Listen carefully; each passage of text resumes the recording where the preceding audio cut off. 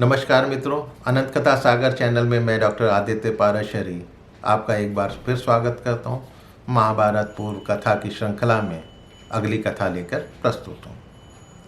जैसा कि पिछले वीडियो में मैंने बताया कि राजा परीक्षित को श्राप श्रृंगी ने दिया था और शमीक मुनि उसको समझा रहे थे कि तुमने ये गलत किया है।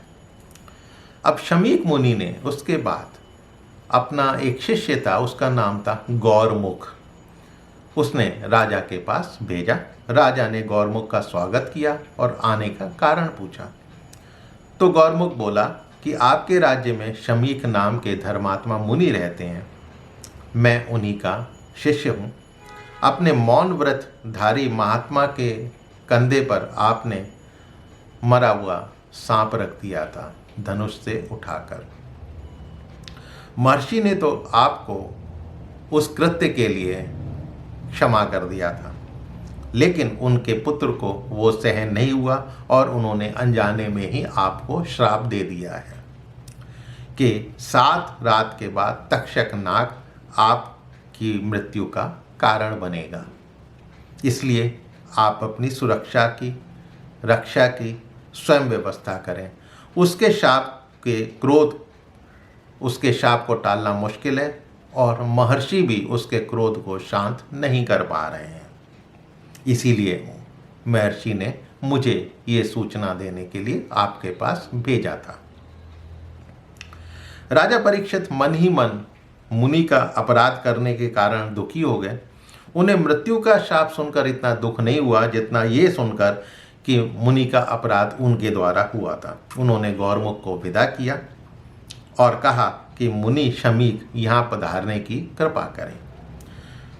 तब परीक्षित ने अपने दरबारियों से मंत्रणा कर अपने लिए एक ऊंचा सा महल बनवाया और अपनी रक्षा के लिए आवश्यक प्रबंध किया। सब प्रकार की औषधियाँ जुटा लीं। चारों तरफ उन ब्राह्मणों को नियुक्त किया जो सर्प उतारने की विद्या में पारंगत थे, मंत्र जानते थे, और वहीं से वो राजकाज चलाने लगे। महाराज के पास किसी का पहुंचना लगभग असंभव था। 7वें दिन द्विजश्रेष्ठ काश्यप मुनि जो है राजा की चिकित्सा करने के लिए वहां आ रहे थे। उन्होंने सोचा था कि नागराज के द्वारा डसे हुए महाराज का विष उतार कर मैं जीवित कर दूंगा, कुछ धन प्राप्ति भी हो जाएगी। तो रास्ते में नागराज तक्षक ने कश्यप को देखा तो उसने अपना वेश बूढ़े ब्राह्मण का बनाया और उनसे पूछा कि आप मुनिवर कहाँ जा रहे हैं। तब मुनिवर ने कहा कि आज तक्षक राज परीक्षित को जरूर डसेगा, आज 7वां दिन है, मैं उनका विष उतार कर उनको जीवित करने के लिए जा रहा हूँ। तब तक्षक बोला, मुनिवर मैं ही वो तक्षक हूँ, आप राजा को मैं आज भस्म कर डालूंगा और मैं जिसको डस लेता हूँ आप उसकी चिकित्सा नहीं कर सकते।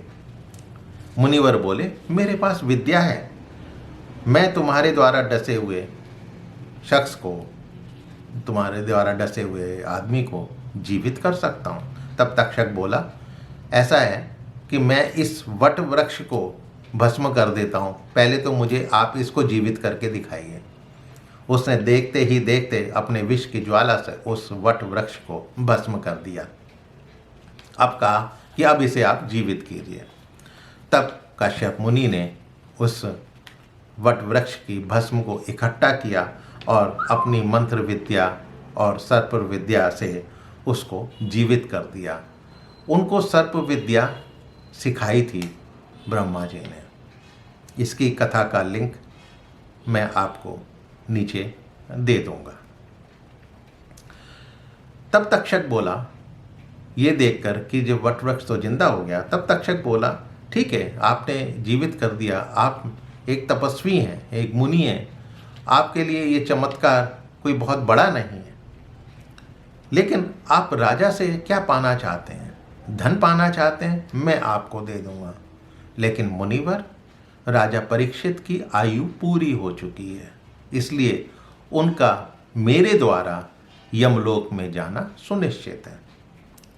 अब ये सुनकर कश्यप मुनि सोचने लगे, उनको दिव्य दृष्टि तो थी ही, ज्ञान था। जब उन्होंने ध्यान लगाया तो उन्होंने उस बात को सही पाया कि हाँ, राजा का समय आ चुका है। तब उन्होंने वापस जाना ही श्रेष्ठ समझा। नागराज तक्षक ने उनको काफ़ी सारा धन दिया। अब तक्षक जो है तुरंत हस्तिनापुर पहुंच गए। जब देखा कि परीक्षित की रक्षा का उपाय सब तरह से किया हुआ है, ऊंचे से महल में रह रहे हैं, तब तक्षक ने अब कुछ नागों को बुलाया और उनको कहा कि तुम तपस्वी वेश में आ जाओ और ये फल और जल लेकर राजा के पास जाओ।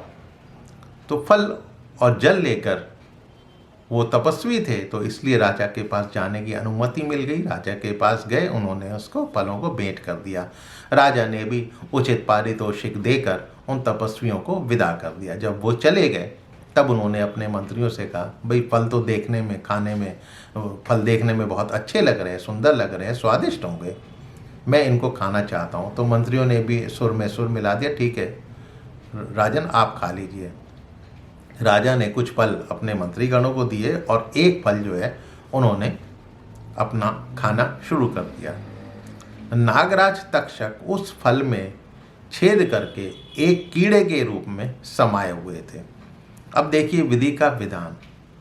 सूर्यास्त हो रहा था और राजा ने सोचा कि अब तो सूर्यास्त हो चुका है, सूर्यदेव छिपने वाले हैं, पूरा दिन बीत गया, अब क्या, अब तो मैं जिंदा ही रहूँगा, कोई मेरा कुछ बिगाड़ नहीं सकता।